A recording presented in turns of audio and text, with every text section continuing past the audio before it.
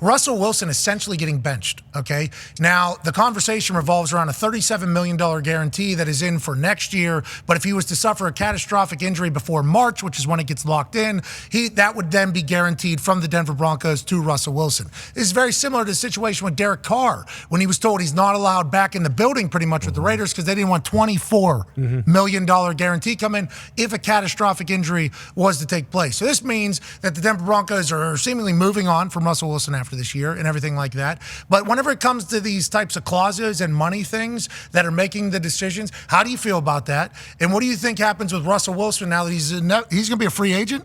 Yeah, they're going to cut him and deal with the dead cap? Is that what's going to happen with Russell Wilson? How do you feel about the whole situation that's brewing right now as we speak, JJ?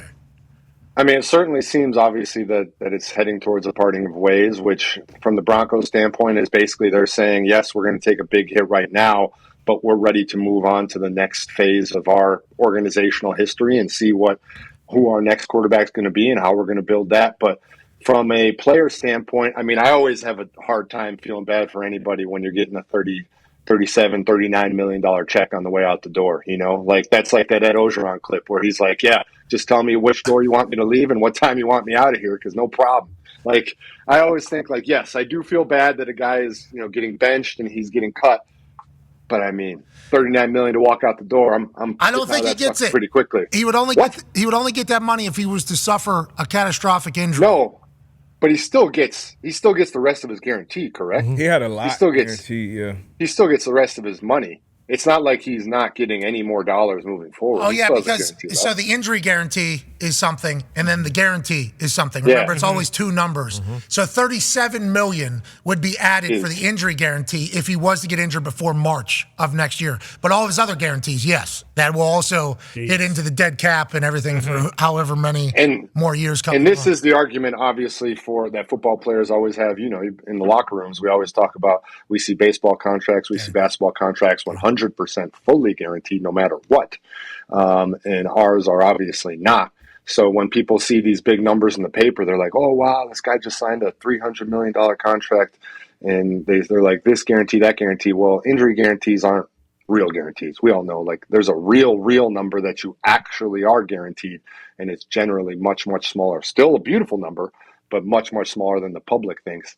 And then we all look at those baseball and basketball contracts and we're like, you don't have to cure COVID to get that? Because in our contract, we got to win 7 Super Bowls straight for me to get that extra $75 million. Is that what Shohei has to do? No, actually, he's deferring it so he doesn't even have to pay tax for the next 20 years on this entire thing. It's like, all of it's coming, though, at some point. It's like, Bobby Those ones Bonilla. blow my mind, man. Bobby 10, Bonilla. 12-year contract. Oh, Bobby Bonilla's still making it. I think Ken Griffey's still getting paid a bunch of money. As he should. A pre-March 17th release for Russell Wilson would mean $85 million of dead cap, $39 million of it cash in 2024. Whoa. Designating him a post-June 1st release would mean a $35.4 million hit in 2024, $39 million cash, and a $49.6 million dead cap hit in 2025. I assume they're just going to want to do one, as opposed to deal with this I get it. through two in this entire thing.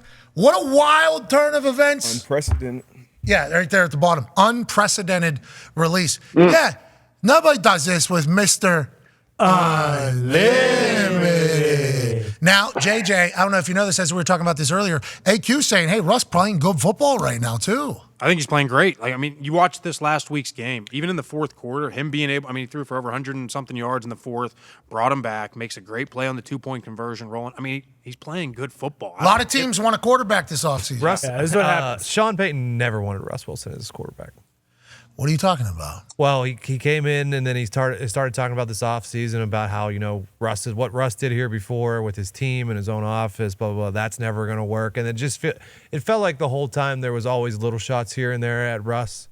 And then brought in Stidham. Yeah, and then he yelled at him on the sideline the other day. And so, wow.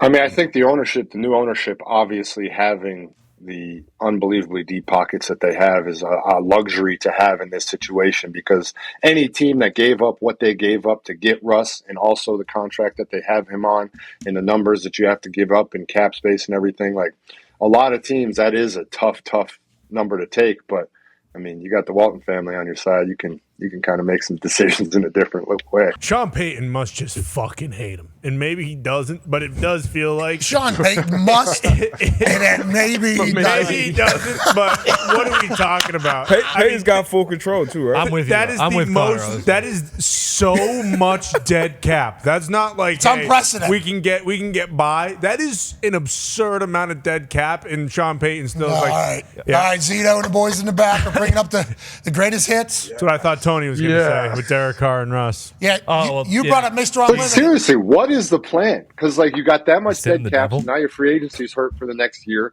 You got like you still have to find a quarterback in this league, and as much money as you have, that the beauty of the NFL is the fact that the whole goal of the league is for everybody to be 9-8, 8-9. The parity is what makes the NFL great. So it's not like you can have $100 billion and just go out there and create some crazy super team. Like you still have to build the team properly. And if you got that much dead cap, and we all know how hard it is to find a quarterback, exactly what is the plan and exactly how long is that leash for the coach GM to figure it out? They had to have had this conversation Yeah. when No Sean chance. Payton was Had interviewed. to.